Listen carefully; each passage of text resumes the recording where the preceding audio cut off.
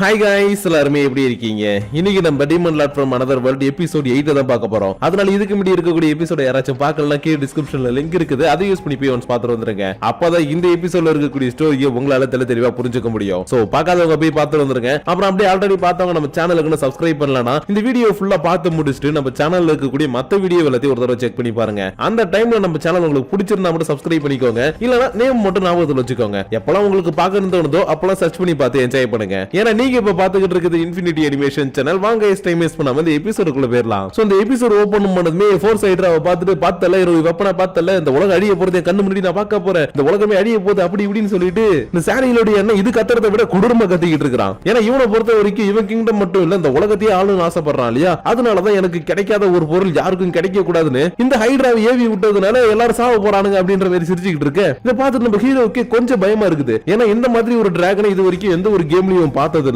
அதனாலதான் இது கொஞ்சம் வித்தியாசமான டிராகனா இருக்குது. ஒருவேளை இதை நம்மளால சமாளிக்க முடியாதோ அப்படின்ற மாதிரி பாத்துக்கிட்டு இருக்கும் போது இந்த டிராகன் இன்னும் தன்னுடைய பவர் எல்லாத்தையும் இன்க்ரீஸ் பண்ணிக்கிட்டு ஒரு மாதிரி கத்திக்கிட்டு இருக்கு. இது எல்லாத்தையும் சாரியிலும் பார்த்துட்டு டியாப்ளோ வேணா நான் சொல்றது கேளு, அது கூட போய் சண்டை போடாத, அது கூட சண்டை போடலாம் நினைச்சால் நீ தோத்து தான் போவ. ஏன்னா அது ஒரு ஏன்ஷியன் டைப் வெப்பன். ஆனா நம்ம தலைவர் அதெல்லாம் கேட்கற மாதிரி இல்ல. ஏன்னா நான் டீமன் லாடாச்சே. அப்படி இருக்கும்போது இதெல்லாம் நான் சமாளிக்காம எப்படி நான் டீமன் லாடா இருக்க முடியும்? அதனால நான் இதை பாத்துக்கிறேன். எல்லாரும் சேஃபான ஒரு இடத்துக்கு போங்கன்னு சொல்லவும் சரி ஓகே எதுக்கு நம்மளுக்கு ஓர்மன் வேடிக்கை பார்க்கணும்னு சொல்லிட்டு எல்லாருமே ஓர்மா வந்துட்டாங்க. இருந்தாலும் அவனால சமாளிக்க முடியுமான்னு தெரியல இல்லையா? அதனால இங்க நடக்கிறத எங்களால பார்க்க முடியாதுன்ற மாதிரி பாத்துக்கிட்டு இருக்கும் போது இந்த சாரிகளுடைய அண்ணனும் ஓகே ஓகே வேடிக்கை பார்த்தது போதும் அவனை அட்டாக் பண்ணி செல்லக்குட்டின்ற மாதிரி கத்தும் போது இது இவன் பேச்சையே கேட்காம இவனையே அட்டாக் பண்ண பாக்குது. அதனால இந்த சீனை பார்த்த உடனே நம்ம டியாப்ளோக்கு புரிஞ்சு போயிடுச்சு இது இவன் கண்ட்ரோல்ல இல்ல, இது ஆட்டோமேட்டிக்கா செயல்படுதுன்னு. ஏன்னா ஒரு ஏன்ஷியன் டைப் வெப்பன் அது பல வருஷமா அடைபட்டு கிடக்குது. அது சடனா திறந்து விட்டதோ அது எப்படி ரியாக்ட் பண்ணும்? அதனாலதான் இது இவனுடைய கண்ட்ரோல் இல்லாததை பார்த்துட்டு சரி ஓகே இது ஈஸியா நம்மளால சமாளிச்சிட முடியும்ன்ற மாதிரி பாத்துக்கிட்டு இருக்கும் போது இன்னொரு பக்கம் இந்த படை தளபதி இருப்பான் இல்லையா? அவன் ஓடி வரும்போது இதை பார்த்துட்டு இதுவா இது எப்படி வெளியில வந்துச்சு அவ்வளவுதான் போச்சு இந்த உலகமே அடிய போகுதுன்ற மாதிரி சீக்கிரமா இதை தடுக்கிறதுக்காக ஓடி வந்துட்டு இருக்கான். இருந்தாலும் இந்த பக்கம் நம்ம டியாப்ளோ இருக்கா இல்லையா? அதனால அசால்ட்டா தன்னுடைய உண்மையான வெப்பனை எடுத்து ஃபாலன் அட்டாக்னு ஒரு பெரிய பெரிய கல்லை வச்சு ஒரு அட்டாக் பண்ணவும் இதோடைய ஒரு தலை மட்டும் அப்படியே துண்டா போயிடுச்சு. இதை பார்த்தா சரி ஓகே அப்பனா இது ஈஸியா சமாளிச்சிடலாம் மாட்டுக்கு, இது ஒன்னும் பெரிய ஸ்ட்ராங்கான மான்ஸ்டர்லாம் கிடையாதுன்ற மாதிரி பாத்துக்கிட்டு இருக்கும் போது துண்டா போன இதோட தலை திரும்ப ரீஜெனரேட் ஆயிடுச்சு.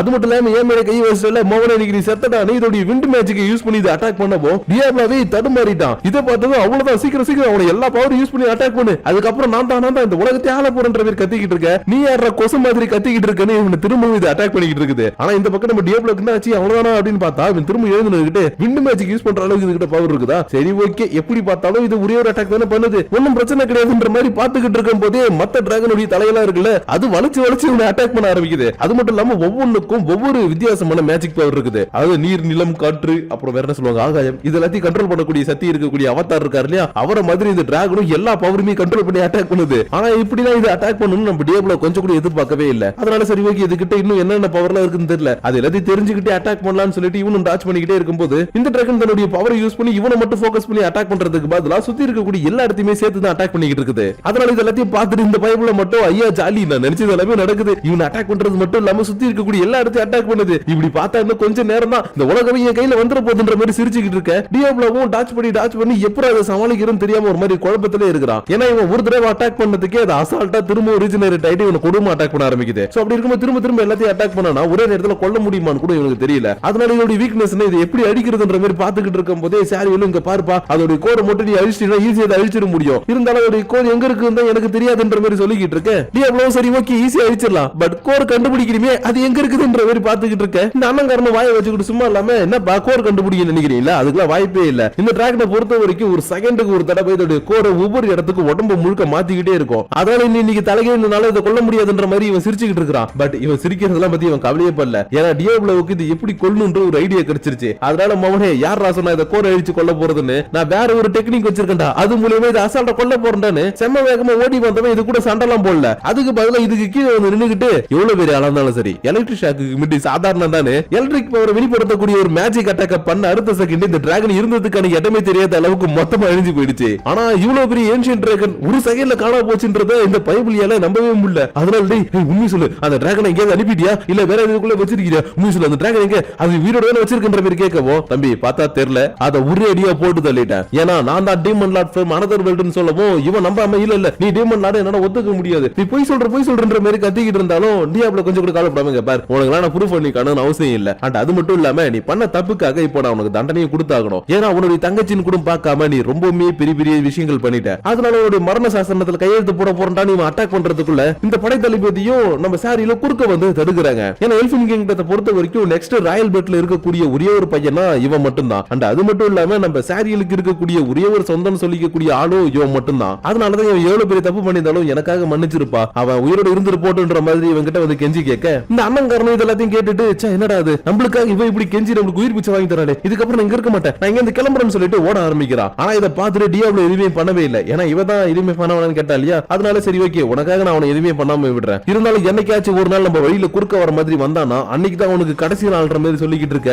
இவன் சரி ஓகே இதுக்கப்புறம் அவன் வரமாட்டான், வந்தா பாத்துக்கலான்ற மாதிரி சொல்லிக்கிட்டு இருக்கிறா. ஆனா அதுக்குள்ள இந்த பக்கம் அண்ணங்காரனுடைய தலை துண்டா போகுது. இதை பார்த்ததும் எல்லாருமே இந்த இடத்துல அதிர்ச்சியில நின்றுட்டு இருக்க. யாரா இதை பண்ணதுன்னு பார்த்தா ராயல் கேபிட்டலுக்கு கீழே ஒர்க் பண்ணிட்டு இருக்கக்கூடிய அந்த கேல்பர்ட்ன்றவன் இருக்கான் இல்லையா, அவன் தன்னுடைய படையை கூட்டிட்டு இந்த இடத்துக்கு வந்திருக்கான். அதனால இவனை பார்த்ததும் இந்த படை தளபதி என்ன தைரியம் என்ன எங்களுடைய இளவரசர் மேல கையை வச்சிருப்போன்னு சொல்லிட்டு செம வேகமா வந்து அட்டாக் பண்ண வரான். ஆனா இவன் கிட்ட கூட நெருங்க முடியல, அந்த அளவுக்கு ரொம்ப ஃபாஸ்டான ஒரு பவரை யூஸ் பண்ணி அட்டாக் பண்ணிட்டு இருக்கான். இதுல வேற நம்ம சாரில் வேற ரொம்பவே பார்த்து பயந்து போயிருக்கா இல்லையா, அவளை பார்த்து மோர்ச்ச மாதிரி வேற வந்துகிட்டு இருக்கான். இதை பார்த்ததும் டியாப்ளோ ஏன் உனக்கு இன்னையா கிறுக்கு பிடிச்சிருக்காயா, என் கிட்ட வர மாட்டேன், நான் உனக்கு ஹெல்ப் பண்ண மாட்டேன், நீ மட்டும் போய் பார்த்துக்கோன்னு சொல்லிட்டு இந்த இடத்துக்கு எதுக்கு அவனுடைய படையை கூட்டிட்டு வந்துற மாதிரி கேட்கவும் இவன் கூட என்னப்பா பண்றது, இந்த உலகத்தோட நன்மைக்காக நான் நிறைய விஷயங்கள் பண்ண வேண்டியது இருக்குது, அதனாலதான் என்னதான் உன்கிட்ட இன்னைக்கு சரணடைகிற அளவுக்கு தோத்து போயிருந்தாலும் எதிர்காலத்துல இவனால ஏதாவது பிரச்சனை வரும் இல்லையா, அதனால இவனை போட்டு தள்ளிட்டான். இருந்தாலும் இந்த எல்ஃபின் கிங்டத்துல இருக்கக்கூடிய எல்லாருமே திரும்ப அட்டாக் பண்றதுக்கு ஏதாவது ஒன்று பண்ணுவாங்க. அதனால மொத்தமா இவங்களுடைய சோழியை முடிச்சிடலாம் நான் ஒரு பிளான பண்ணிட்டேன். அதனால அந்த சாரியில என்கிட்ட ஒப்படைச்சிட்டு ஒழுங்கு மரியாதை என்னோட வேலையை பார்த்துட்டு போன்ற மாதிரி சொல்லவும் டியாப்ளோ செம்ம காண்டாயிட்டு எனக்கு இப்ப புரியுது நீ ஏன் எங்களை இங்க அனுப்பினு, நாங்க இங்க வந்து எல்லாத்தையும் வீக் பண்ணுவோம், நீ உள்ள வந்து இவங்களை எல்லாம் கொண்டுட்டு இந்த நாட்டை நீ கைப்பற்றலாம் நினைச்சிட்டு இருக்க, அது நான் இருக்கிற வரைக்கும் நடக்காதியான்ற மாதிரி கத்திக்கிட்டு இருக்க. ஓ அப்படியே தம்பி, நீ எதுவும் இருந்தாலும் கொஞ்ச நேரம் அப்படி ஓரம் நின்னு பேசுறியான்னு டக்குன்னு ஒரு மேஜிக்கல் பேரியரை போட்டு இவனை லாக் பண்ண. இவன் என்னடா இது புது மேஜிக்கா இருக்குது, இது வரைக்கும் நான் பார்த்ததே இல்லையே, சரி ஓகே ஏதோ இருந்தாலும் ஓபன் பண்ணிட்டு போலான்னு சொல்லிட்டு கை வைக்கலாம்னு பார்த்தா கூட பட்டார் வெடிக்குது. ஏன்னா இந்த ஒரு பேரியரை பெரிய பெரிய மான்ஸ்டர்ஸ் பிடிக்கிறதுக்காக ராயல் கேபிட்டல் யூஸ் பண்ணக்கூடிய ஒரு பேரியரா. ஆனா இதை கொஞ்சம் இவன் என்ஹான்ஸ் பண்ணி இவனுடைய பவர் மூலமா டியாப்ளோவை லாக் பண்ணி பிடிக்கிற அளவுக்கு கொஞ்சம் வித்தியாசமா மாத்தி இருக்கான். அதனால இங்க பார்ப்பான் என்ன ட்ரை பண்ணாலும் இதுல வெளியில வர முடியாது. அது மட்டும் இல்லாம இதுக்குள்ள இருக்கிற வரைக்கும் உன்னால இங்க இருக்கக்கூடிய யாரையுமே காப்பாற்ற முடியாதுன்ற மாதிரி சொல்லிக்கிட்டு இருக்கும் போது இந்த ஆலிசா இருக்கா இல்லையா, அவ குறுக்க வந்து நின்னுட்டு இங்க பாருங்க ஒரு ராயல் கேபிட்டல்ல இருந்து எந்த ஒரு ஆர்டரும் வராம நீங்க படி அட்டாக் பண்ண வந்தீங்கன்னா இது பர்சனல் வெஞ்சன்ஸ் எடுத்துப்பாங்க, அப்படி இல்லனா நீங்க எதிரா செயல்படுறீங்கன்னு எடுத்துப்பாங்க. அதனால இந்த மாதிரி பண்ணாதீங்க, அப்படி இல்ல இதெல்லாம் நான் பண்ணுவேன், நான் எல்லாத்தையும் கொல்லுவேன் அப்படின்னு சொல்லிட்டு இருக்கீங்கன்னா ஃபர்ஸ்ட் நீங்க என் கூட சண்டை போடுங்கன்னு சொல்லிட்டு இவ கத்தியை உயர்த்தவும் ஏமா கண்ணே எங்கமா கத்தின்ற மாதிரி கேட்டுட்டு இருக்கான். என்னடான்னு பார்த்தா இவன் ஜஸ்ட் லைட்டா ஷோல்டர் அசைச்சதுக்கு இவளுடைய கத்தி ரெண்டு துண்டா போயிடுச்சு. ஆனா ஷோல்டர் அசைச்சதுக்கு அந்த கத்தி ஒரு துண்டா போல, இவன் தான் ரெண்டு துண்டா வெட்டி இருக்கிறான். அதனால இவன் பார்த்ததுக்கு அப்புறம் சரி ஓகே இவனும் என்ன மாதிரி நல்ல ஸ்ட்ராங்கஸ்டான ஒரு பர்சன் தான், ஆனா என்ன என் அளவுக்கு கிடையாது, என்னோட கம்மி தான், இருந்தாலும் இவன் கூட சண்டை போட்டு இவன் எந்த அளவுக்கு ஸ்ட்ராங்கா இருக்கான்றதை தெரிஞ்சுக்கணும். ஏன்னா என்னையும் எதிர்த்து நிக்கிறான் இல்லையா, அதனால நான் யாருன்றது இவனுக்கு காட்டணும்னா ஃபர்ஸ்ட் இதுல இருந்து வெளியில போகணும்னு இவன் எப்படி அந்த ஸ்லேவ் கலரை கைட்டுறதுக்காக மேஜிக் பவர் உள்வாங்கி பார்த்தானோ அதே மாதிரி இந்த இடத்துல இருக்கக்கூடிய மேஜிக்கை உள்வாங்கி பார்க்கவும் இவனுக்கு இதோடைய கோர் எல்லாம் தெரிய ஆரம்பிக்குது. ஆனா பின்னலா இருக்கக்கூடிய அந்த கோர் கிட்ட போறதுக்கு முன்னாடியே இந்த பக்கம் இருக்கக்கூடிய அந்த கேல்பர்ட் என்ன பண்ணிடுறான், எல்லாரையும் அட்டாக் பண்ணுங்க, அதுலயும் முக்கியமா அந்த பிரின்சஸ் இருக்காளே அவன் மட்டும் எனக்கு உயிரோடு வேணும், அவளை வச்சுதான் அந்த மொத்த நாட்டையும் நம்ம அடிபணிய வைக்கணும்ன்ற மாதிரி சொல்லிக்கிட்டு இருக்க. இந்த சோல்ஜர்ஸ் ஓகே சார் அவங்களை நாங்க இப்ப பிடிச்சிடுறோம் சார் மாதிரி சொல்லிக்கிட்டு இருக்கும் போது டியாப்ளோவும் கரெக்டா இந்த கோரை கண்டுபிடிச்சு டிஸ்ட்ராய் பண்ணிட்டான். அதனால அசால்ட்டை உடைச்சிட்டு வெளியில வரவும் இந்த கேல்பர்ட்டும் பரவாயில்ல உன்னால இதை உடைக்க முடியும்னு எனக்கு தெரியும், ஆனா இவனை சீக்கிரம் உடைப்ப எதிர்பார்க்கல, அதனால ஃபர்ஸ்ட் இந்த பிரின்சஸ் பிடிக்கிறதுக்கு முன்னாடி உன்னுடைய கதையை முடிச்சுட்டு பிடிக்கிறேன்டான்ற மாதிரி சொல்லவும் இவனும் சரி ஓகே நான் சண்டை போறதுக்கு ரெடி தான், இருந்தாலும் எனக்கு நீ ஒரு விஷயத்தை சொல்லு, எதுக்காக இவங்களை கொல்லணும்னு வந்திருக்கிற, உனக்கு இன்னும் பிரச்சனைன்ற மாதிரி கேட்கவும் என்னப்பா உனக்கு புரியலையா, எத்தனை நாள் தான் இந்த ராயல் கேபிட்டலுக்கு கீழே சாதாரண ஒரு சோல்ஜராவோ ஒரு படை தளபதியாவோ இருக்கிறது, சீக்கிரமா கப்பு சிப்புன்னு ஒரு நாட்டை பிடிச்சி ஒரு பெரிய ஆளா மாறினா தானே ஒரு மதிப்பு மரியாதை கிடைக்கும். அதனாலதான் இங்க இருக்கக்கூடிய 4 கிங்டம்ல இருக்கக்கூடிய பெரிய கிங்டமான இந்த எல்ஃபின் கிங்டத்தை மட்டும் நான் பிடிச்சிட்டேன் பெரிய ஆளா மாறிடுன்றதுக்காக இவங்களை போட்டு தள்ளன்னு வந்தேன், ஆனா நீ குறுக்க வந்துட்ட, அதனால வா சம்பவம் செஞ்சுட்டு அதுக்கப்புறமேட்டு மத்த விஷயம் நான் பாக்குறேன்ற மாதிரி சொல்லவும் டியாப்ளோவும் இப்படி ஒரு எண்ணம் கொண்டவனா இவனை இன்னைக்கு உயிரோட விடக்கூடாதுன்னு ஃபர்ஸ்ட் அட்டாக் இவனே பண்றான். ஆனா அந்த அட்டாக்க தாண்டி செம்ம வேகமா வந்து இவன் தன்னுடைய ஸ்வாட வச்சு ஒரு அட்டாக்க பண்ணப்போ ஜஸ்ட் மிஸ் ஒரு நூல்ல மிஸ் ஆகுதுன்ற மாதிரி நம்ம டியாப்ளோ மிஸ் ஆயிட்டான். ஆனா அடுத்து இந்த கேல்பர்ட் பண்ணக்கூடிய ஒவ்வொரு அட்டாக்கும் நம்ம டியாப்ளோக்கு சின்ன சின்ன காயத்தை ஏற்படுத்திக்கிட்டே இருக்குது. ஏன்னா இந்த ஆளு ரொம்பவே ஸ்ட்ராங்கஸ்டான ஒரு பர்சன்றது நல்லாவே தெரியும், பட் எந்த அளவுக்கு ஸ்ட்ராங்னு தெரியாதனால தான் நம்ம டியாப்ளோ இவருடைய பவரை பாக்குறதுக்காக ரொம்ப பக்கத்துல இருந்து சண்டை போட்டுட்டு இருந்திருப்பான். அந்த சமயத்துல சின்ன சின்ன கீரல் இவருடைய உடம்புல ஏற்படுது, இருந்தாலும் இவன் கண்டுக்காம வா இவருடைய பவர் என்னன்றது நானும் தெரிஞ்சுக்கிறேன்னு சொல்லிட்டு திரும்ப ஒரு அட்டாக் யூஸ் பண்ணி ஜம்ப் பண்ணி போகவும் பின்னாடியே வந்து மறுபடியும் அட்டாக் பண்றான். அதனால எல்லாத்தையும் பார்த்ததுக்கு அப்புறம் சரி ஓகே நீ என்ன மேஜிக் யூஸ் பண்றன்னு எனக்கு தெரிஞ்சு போயிடுச்சு, ஓவர் ஸ்பீடிங் தானே, இப்போ எப்படி ஒரு லாக் பண்றான் பாருன்னு இவன் ஜம்ப் பண்ணி போற இடத்துல ஒவ்வொரு லாக்க வச்சு அட்டாக் பண்ணிக்கிட்டே இருக்கு. இந்த அளவு கொஞ்சம் இவன் எதிர்பார்த்த மாதிரி தடுமாறிக்கிட்டு தான் இருக்கிறான். அண்ட் அது மட்டும் இல்லாம நம்ம டியாப்ளோக்கு ஏற்பட்ட காயங்களும் ஒரு செகண்ட்ல ஹீல் ஆகிட்டே இருக்குது. அதனால இது எல்லாத்தையுமே இந்த ஆளும் பார்த்துட்டு ஓ பரவாயில்ல என்னுடைய வேகம் என்ன, நான் எதை யூஸ் பண்ணி அட்டாக் பண்றதை கண்டுபிடிக்கிறது எல்லாம் பண்ணல, சரி ஓகே நீ அதை கண்டுபிடிச்சினா இன்னொரு விஷயத்தை நீ கண்டுபிடிக்கணும்டான்னு அடுத்த செகண்ட் இன்னும் கொடூர வேகமா மூவ் பண்ண ஆரம்பிக்கிறான். ஆனா இதை பார்த்துட்டு நம்ம டியாப்லோ கொஞ்சம் பயப்படவே இல்லை. ஏன்னா இந்த மாதிரியான ஒரு விளையாட்டை ஆல்ரெடி விளையாண்டுருக்காங்க. அதனாலதான் கோலா நின்னுக்கிட்டு நான் ஜஸ்ட் பிளேயர் இல்லடா, demon Lord from another world, என்ன தோக்கடிக்கிறது ரொம்ப கஷ்டம்டான்னு டக்குனு ஒரு அட்டாக்கை யூஸ் பண்ணவும் மொத்தமா ஃப்ரீஸ் ஆயிட்டான். இருந்தாலும் இந்த அட்டாக் வேகத்தை யூஸ் பண்ணி அட்டாக் பண்றான்றதுனால விரல்களை அசைக்கிறது மூலமா ஒரு வைப்ரேஷனை கிரியேட் பண்ணி இந்த ஐசியை உடைச்சிட்டு வந்து ஒரு அட்டாக் பண்ண ரொம்பவே பக்கத்துல வந்துட்டான். இன்னும் கொஞ்சம் போச்சுன்னா டியாப்லோடைய கழுத்தை துண்டா போயிடும். இருந்தாலும் டியாப்லோ இப்ப கூட கவலைப்படாம பிளாக் புல்லட்னு ஒரு அட்டாக் யூஸ் பண்ணிட்டு இருந்தான் இல்லையா, அந்த அட்டாக்கையும் லைட்னிங் அட்டாக்கையும் ஒன்னா யூஸ் பண்ணி லைட்னிங் புல்லட் அட்டாக்னு ஒரு அட்டாக் பண்ணவும் இந்த ஆளுக்கு செம்ம அடி வாங்கி எந்திரிக்க முடியாத அளவுக்கு கீழே விழுந்துட்டான். இருந்தாலும் இவர் விடுற மாதிரி இல்ல, எப்படியாச்சும் திரும்ப எழுந்து சண்டை போடலான்ற மாதிரி எழுந்திரிக்கவோ, யோ உனக்கு மனசாட்சி இருக்காதாயா, இன்னும் கொஞ்ச நேரம் என் கூட சண்டை போடினா கண்டிப்பா நீ இறந்துருவேன், அதனால பேசாம போயிடு, இதுக்கப்புறம் நீங்க இருக்காதுன்ற மாதிரி சொல்லவும், ஆமா நான் இங்க இருந்து கிளம்ப தான் போறேன், ஆனா இங்க இருந்து நான் போயிட்டு ஒரு பெரிய படையை கூட்டிட்டு வருவேன், ஏன்னா நான் ரொம்பவே ஸ்ட்ராங்கஸ்டான ஒரு பர்சன்றதுனால நான் என்னத்த சொன்னாலும் ராயல் கேபிட்டல் இருக்கிற மாங்க மாடையனுங்க அப்படி நம்பிடுவானுங்க. அதனால அவனுங்கள்ட்ட ரிப்போர்ட் பண்ணி அவனை கொல்ற அளவுக்கு மிகப்பெரிய ஆளுங்களை கூட்டிட்டு வருன்ற மாதிரி சொல்லிக்கிட்டு இருக்க. பக்கத்துல நிக்கக்கூடிய இந்த ஆலிசாவோ, ஓ அப்படியா சரி ஓகே, நானும் என் மங்குக்கு போயிட்டு ரிப்போர்ட் பண்றேன், ஏன்னா நானுமே ராயல் கேபிட்டல் சேர்ந்த ரொம்பவே நம்பகத்தன்மையான ஒரு ஆள் தான், அதனால அவங்கள்ட்ட நான் சொல்றது எடுபடுமா நீங்க சொல்றது எடுபடுமான்ற மாதிரி கேட்க,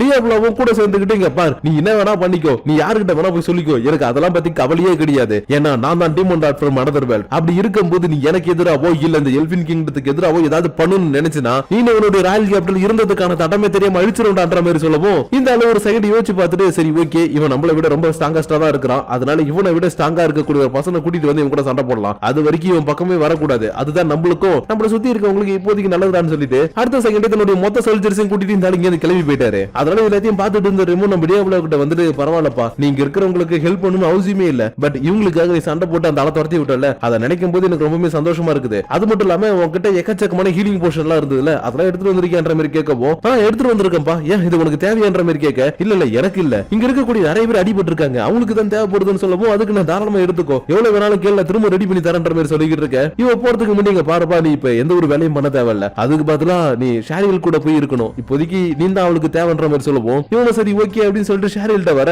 இவ தன்னுடைய அண்ணன் இறந்து போனதே பார்த்துட்டு இவன் எனக்கு என்னதான் தப்பா நிறைய விஷயங்கள் பண்ணிருந்தாலும் இவனை என்னைக்குமே நான் ஒரு அண்ணனா தான் பார்த்தேன், அதனால இன்னைக்கு இவனுக்கு இப்படி நடந்தது நினைக்கும் போது என்னால தாங்கிக்கவே முடியல, அழுதுகிட்டே ஓடி வந்து டியாப்லோவை கட்டி பிடிக்க, இவனும் சரி ஓகே ஒன்னும் பிரச்சனை இல்ல எல்லாத்தையும் பாத்துக்கலான்ற மாதிரி சமாதானப்படுத்திட்டு இருக்கான். ஏன்னா இவனதான் டீமன் லார்டா இருந்தாலும் திரும்ப ரெசரெக்ட் பண்ணி ஒருத்தவங்க உயிரோட கொண்டு வர அளவுக்கு இப்போதைக்கு இவங்கிட்ட பவர் இல்ல, அதனாலதான் இவன் விடுப்பா பாத்துக்கலான்ற மாதிரி ஆறுதல் சொன்னாலும் வலின்றது இவளுக்கு தானே, அதனால ஒரு 2-3 நாளைக்கு இங்க இருந்து கிளம்புனதுக்கு அப்புறம் கூட ரொம்பவே சோகத்துல இருந்திருக்கா. அதனால ரெமோ இவளை இங்கே வச்சிருந்தா சரி வராது, நானும் இவளை கொஞ்சம் வெளியில போயிட்டு வரட்டு அடிக்கடி இவனை தனியா விட்டுட்டு வெளியில போயிடுறாங்க. அப்புறம் அந்த ஆலிசாவும் தன்னுடைய ரிப்போர்ட்டை போய் சொல்ல போறேன்னு சொல்லிட்டு ராயல் கேபிட்டல் போயிட்டு நடந்தது எல்லாத்தையுமே சொல்லிட்டு வரணும் போயிருக்கா. இருந்தாலும் இந்த இடத்துல தனியா இருக்கிறவங்க இல்லையன்னு நினைச்சு கவலையே பண்ணல, ஏன்னா நான் எக்கச்சக்கமான மேஜிக் யூஸ் பண்ணதுனால எனக்கு ரொம்பவே டயர்டா இருக்குது, அதனால இப்போதைக்கு நான் ரெஸ்ட் எடுக்கணும், அண்ட் அது மட்டும் இல்லாம அந்த ஆளை பத்தி நான் நிறைய விஷயங்கள் தெரிஞ்சுக்கணும், ஏன்னா ஏன் அளவுக்கு ரொம்பவே பவர்ஃபுல்லா சண்டை போட்டான், அதனால அவனுடைய உண்மையான லெவல் என்னன்றது நான் தெரிஞ்சுக்கிட்டே ஆகணும்ன்ற மாதிரி யோசிச்சுட்டு இருக்கேன். கரெக்டா இந்த இடத்துக்கு கில்டு மாஸ்டர் லீசா வந்துட்டு, என்னப்பா இன்னைக்கு எங்கேயுமே போலியா, சரி ஓகே இன்னைக்கு நானும் நீனும் சேர்ந்து ஒரு விஷயம் பண்ணலாமன்ற மாதிரி கேட்க, இவன் கொஞ்சம் ஷாக்கா திரும்பி பார்த்துட்டு என்னப்பா இன்னத்தை கேட்கற மாதிரி கேட்கவும், இல்லப்பா